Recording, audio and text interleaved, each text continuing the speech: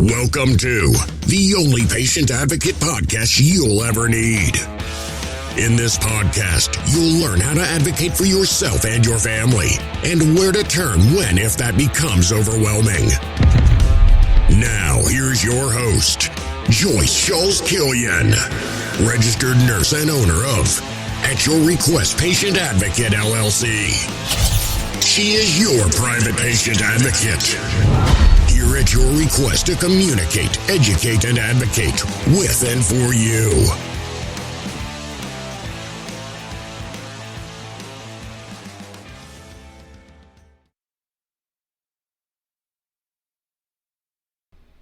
Hi everyone, I'm Joyce Schulz-Killian, a registered nurse for 27 years and in healthcare since I was 18 years old. I'm the owner of At Your Request Patient Advocate, and I'm here at your request because I am your private patient advocate, helping you navigate healthcare one puzzle piece at a time by educating, advocating, and communicating with and for you. I'm hoping to give you the tools you need to be your own best advocate.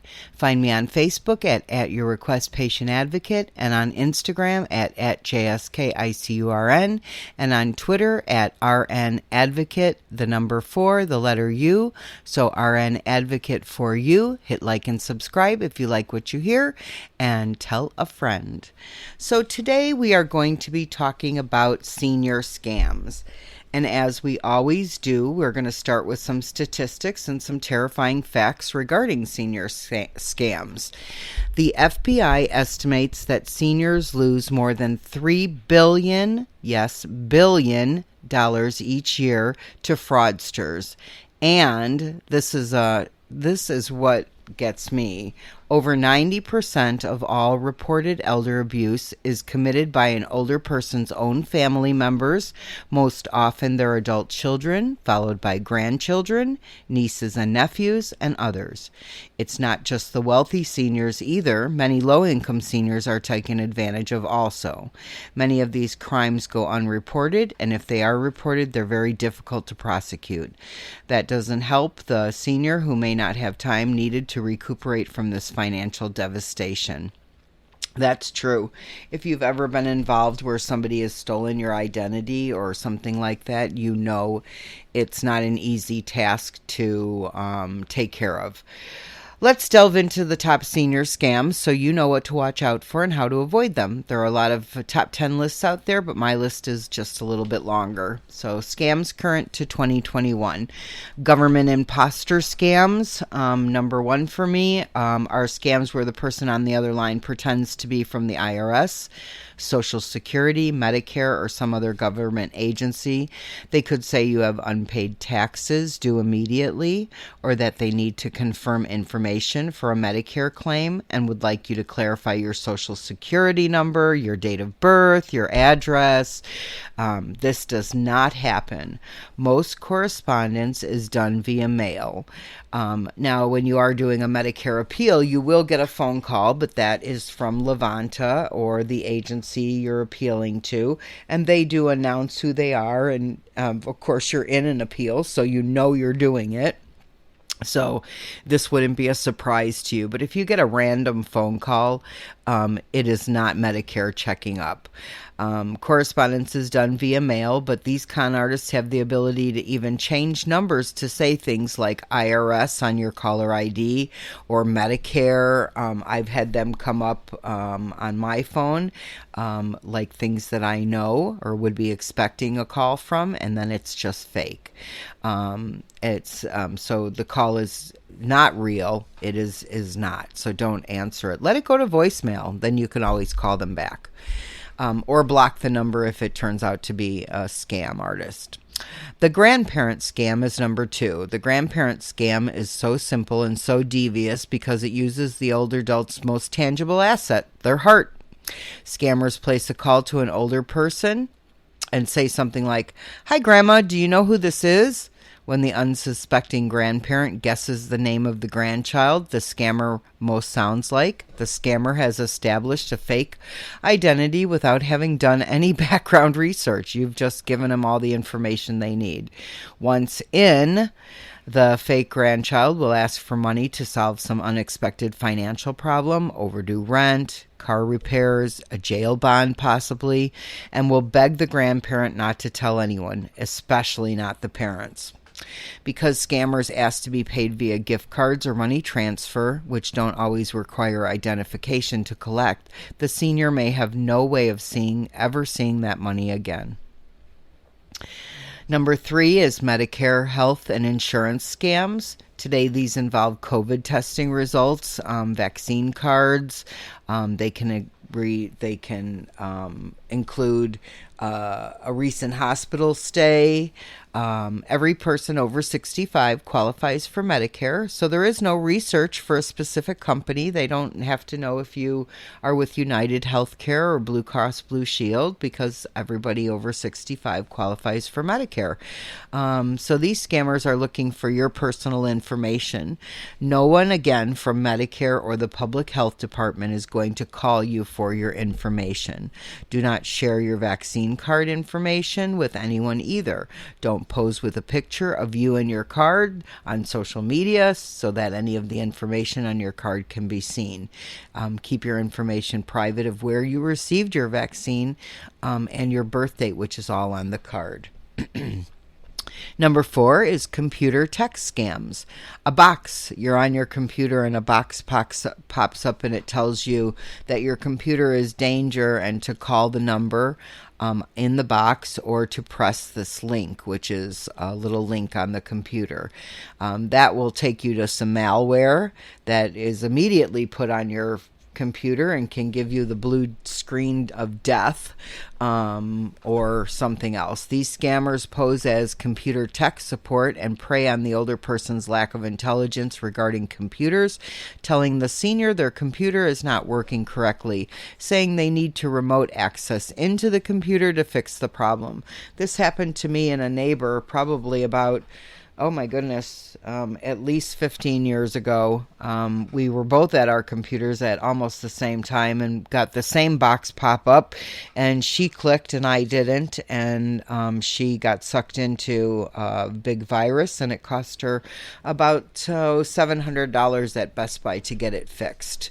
So they say they need to remote access. She fell into that, and they did remote access into her computer, and it just made it worse. These people can install malware on your computer, and the average cost to provide a solution to your problem can be upwards of $500. My neighbor ended up taking her computer to Best Buy, but it cost a lot to get everything taken off of there. Number 5 for me is sweepstakes and lottery scams. The senior is contacted via mail or phone saying they've won a prize, but there are processing fees incurred to receive the prize amount. If the prize is in the form of a check, sometimes the check gets deposited and they pay the fees to the entity, only to find out that the check has bounced several days later when it is found out to be a fraud. Some seniors have lost thousands of dollars this way. I know of a senior who lost $10,000 this way. So before I got involved, very, very, very, intricate these plans that these scammers have. Number 6 is robocalls and phone scams. These go down in several ways. The scammer calls the phone number and can use a number of techniques to scam the person on the other end, from expired warranties to saying, "Can you hear me now?" and recording the senior saying yes. Then they hang up. And they can use that yes as permission for false charges to be put on cards or against your accounts. So beware of people calling up and asking you questions. Just hang up. You don't need to answer those and block the number immediately. I do that. I have a business phone, so I have to take all my calls, and I get a lot of interesting phone calls from call centers and everywhere else. Number 9 on my list is elder financial abuse. It probably should be number 1, but these aren't in any specific order. Unlike many of the other scams, elder financial abuse is carried out mostly by somebody a senior knows. This can be a family member, a friend, a power of attorney, or a caregiver. These trusted individuals try and gain control of a senior's money, assets, and credit. They may also withhold needed care in order to retain control over the person and their assets. Seniors who have a disability or cognitive impairment, such as dementia, may be at a particular risk. This happens over and over again. Abuse, I've seen it where you might not even think it's abuse, but, a grandchild or a daughter or a child is living in a condo that was bought by the parents.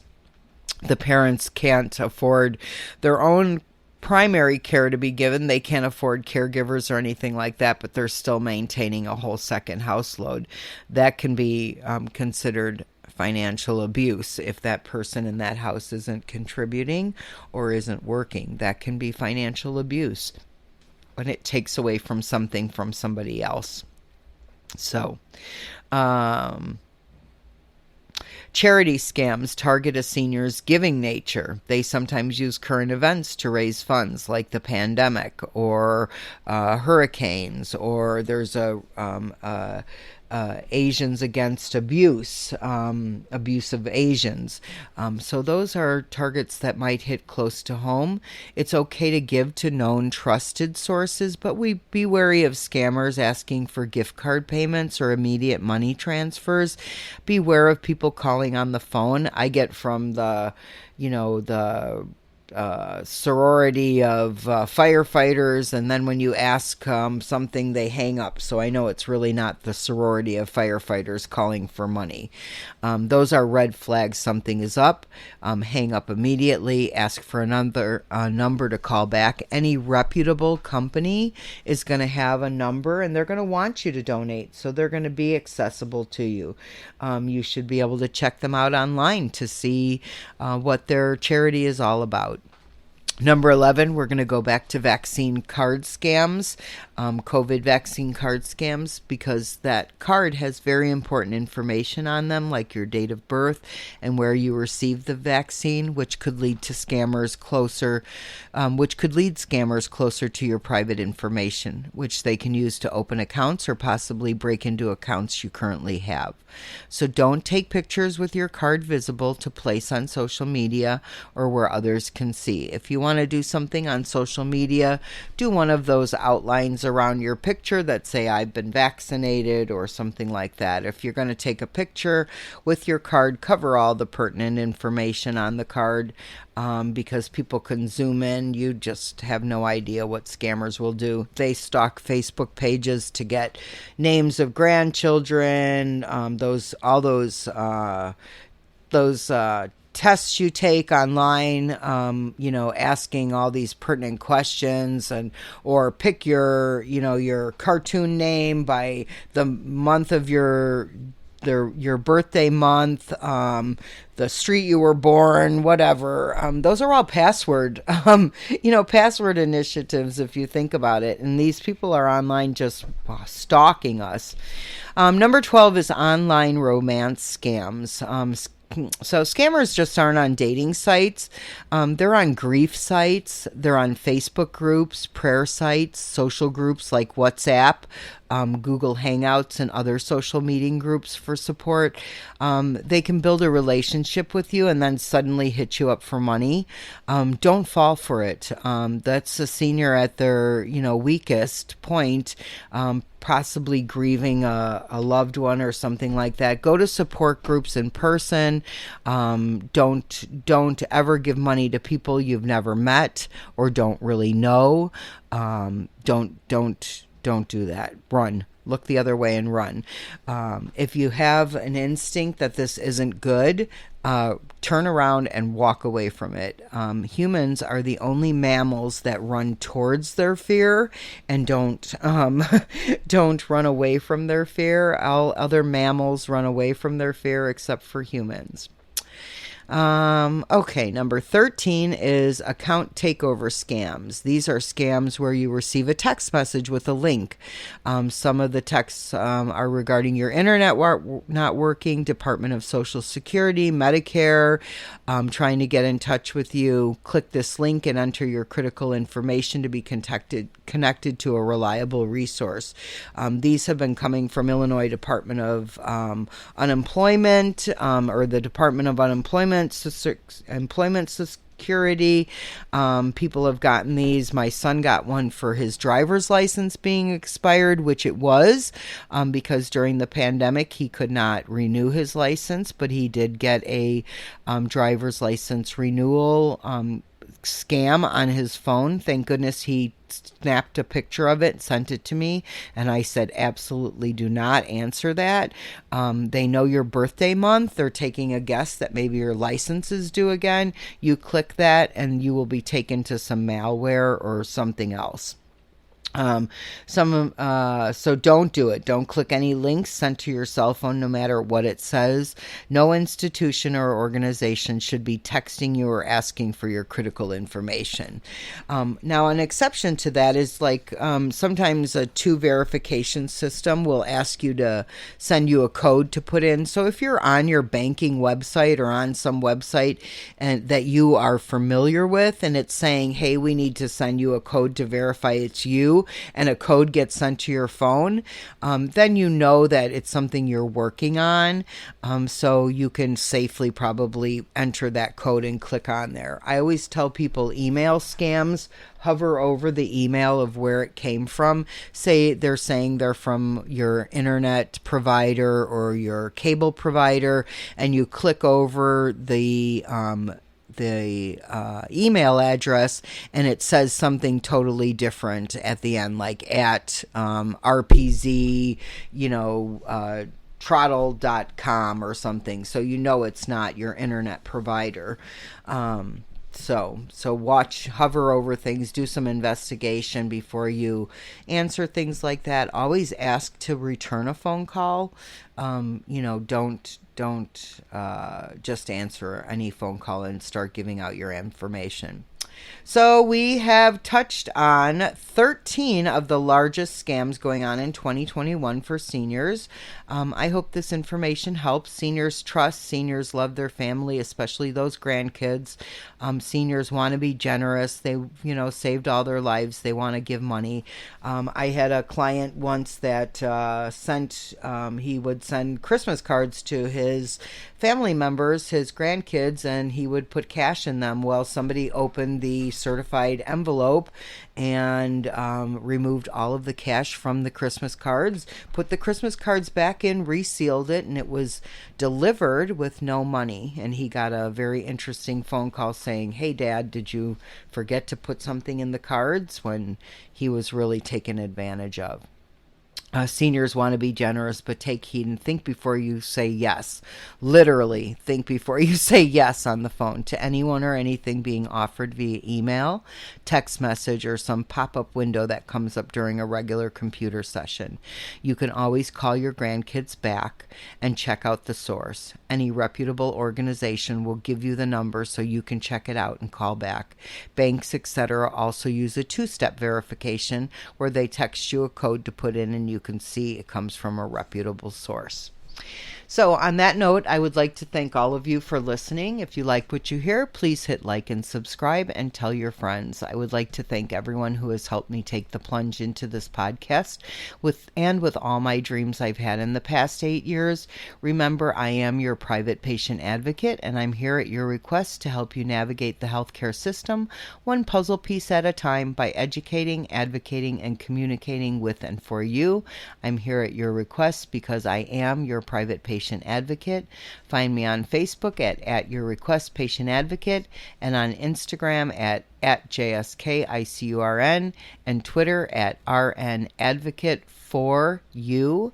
Hit like and subscribe and tell a friend. I'm also on YouTube, so find me there, and we will chat soon. Thanks and have a great day.